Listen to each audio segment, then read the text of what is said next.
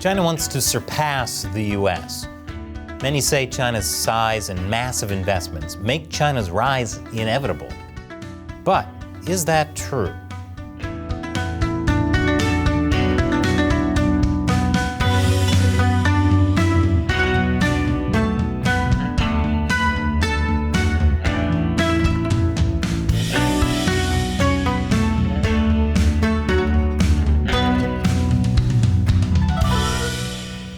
Welcome to China Uncensored. I'm Chris Chappell. Since the end of World War II, the U.S. has been the most powerful nation on the planet. But for years, people have speculated about who would surpass it. Many predicted the Soviet Union would surpass the U.S. Then it was Japan. Both of those predictions fell flat, as did my own prediction, Stankonia. I still can't believe Outcast didn't take over the world after this one. Nowadays, a lot of people say China will surpass the U.S. and that things will be different this time. Many point to how China's 1.4 billion people easily dwarfs America's 330 million. Even though China's gross domestic product per capita is only a fraction of America's, China has 4 times the population, and its overall GDP has rapidly risen to be the second largest in the world. Dates vary, but a lot of people say China is on its way to surpass the U.S. by 2035, even after China's disastrous zero-COVID policy. This in turn can help China's ever-growing investments in technology and the military. Chinese leader Xi Jinping has made it clear that he wants a great rejuvenation of the Chinese nation in all fronts. This includes winning the tech race against the U.S., with more Chinese state-led spending, and more espionage. Many predict China will overtake the U.S. in core 21st century technologies within the next decade. This includes things like AI, 5G, quantum information science, semiconductors, biotechnology, and green energy. Yes, green energy. Because if anyone cares about being green, it's the country that's ruining other countries' environments, mining for resources, and producing more carbon than the rest of the developed world combined. I guess they're just polluting for the love of the game. China could also overtake the U.S. in space. Some say that China could even win the arms race against the U.S. China wants its military to modernize by 2035 and become world-class by 2049. Modern and world-class? Oh, so China wants its military to be like every overpriced New York restaurant. $8 for bread? Now that's a war crime.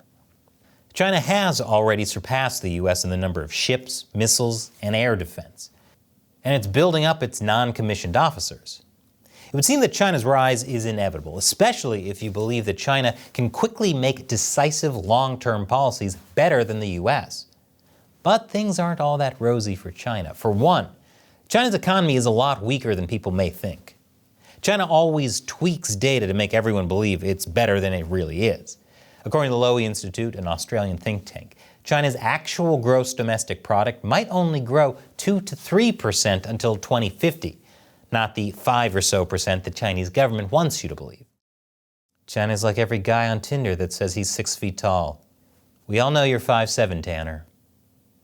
Even if its GDP surpasses the U.S.'s, China may never surpass the U.S. in economic size. Sure, China's GDP may officially become number 1, but its living standards and wealth aren't on track to exceed America's anytime soon. It struggles with low productivity from both workers and corporations. And as its current housing crisis shows, China's decisive policies can also be incredibly dumb. Just because you're decisive doesn't mean you're right. After all, a lot of people decisively got this haircut. China's economy also operates on debt. A lot of debt. If debt doesn't hurt China, then its demographic crisis will.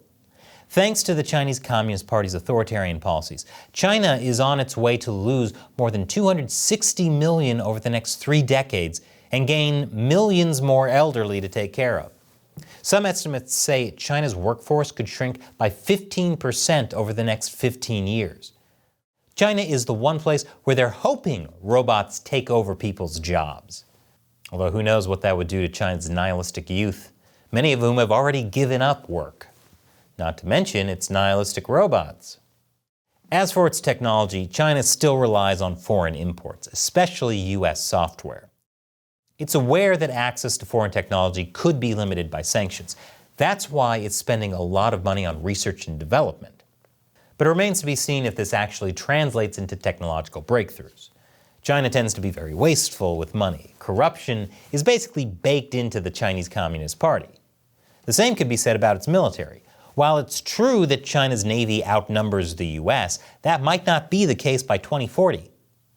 Outnumbered or not, US ships on average are a lot bigger and carry more missiles. Size matters. Sorry, Tanner. It's also questionable whether Chinese soldiers will be better trained or more capable than American soldiers. Even if China obtains more advanced weapons systems than the US, can Chinese troops use them effectively? They lack real-world combat experience and live in a rigid, corrupt system that limits efficiency for political loyalty. Now, I'm not saying that we should underestimate the Chinese Communist Party, but we also shouldn't overestimate them. We also need to keep in mind that China doesn't need to surpass the US to be a threat. Imperial Japan, for example, didn't surpass the US in most ways, and yet it attacked Pearl Harbor. What we do need to be afraid of is giving China the resources it needs to become more powerful and confident enough to attack countries like Taiwan. We must remain diligent so the CCP can one day fade into obscurity, like Stankonia. And now, as a thank you to my wonderful fans who support China Uncensored through the crowdfunding website Patreon or the exclusive social media platform Locals, I'll answer one of their questions. Logan asked on Patreon, what are the top things you've been censored for, only for it to become mainstream acceptable narrative later? Well, Logan, we have seen more and more censorship from YouTube in the last few years. The first thing that comes to mind is the idea that COVID could have come from a lab leak instead of a wet market in Wuhan. That was something pretty controversial that was suddenly okay to talk about almost a year later. But most of the censorship we face isn't because of controversial non-mainstream opinions. Unless criticizing the CCP is a non-mainstream opinion, which I don't actually think is the case. Most of the YouTube censorship is the result of YouTube's ham-fisted attempts to keep people from being harmed, which are then exploited by pro-CCP bots reporting on us. For example, when we were in Hong Kong reporting on the protests in 2019, YouTube would repeatedly demonetize us for showing protest footage, even peaceful protest footage. Like, we literally showed a protest of mothers, demonetized. A video documenting a historic 2 million person protest, demonetized. The demonetization was so bad that we even got media coverage. Then in 2020, it was the coronavirus. YouTube actually removed multiple China Uncensored videos for the first time, and they wouldn't tell us why.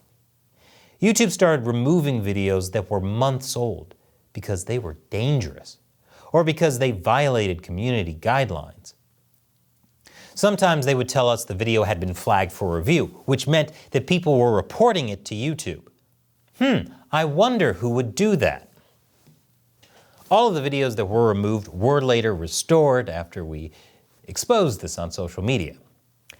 YouTube isn't removing our videos anymore, but they are age restricting them, which means people who aren't signed into YouTube can't see them, no matter their age. Age restriction also essentially kills the views of a video. Again, we believe the videos are being maliciously flagged by pro-CCP accounts. And they're often age restricted because we showed footage of CCP human rights violations. I've done a couple videos about this problem, including one about how YouTube even censored our coverage of the recent nationwide protests in China. You can check those out in the links below. Thanks for your question, Logan. And all of that is why having you and everyone else who supports China Uncensored through Patreon, or even through just sharing our episodes, that's why it's so important for the show. Join us on Patreon and you'll get a lot of cool perks as well, including me answering your questions on the show. Check out patreon.com/China Uncensored. Once again, I'm Chris Chappell. See you next time.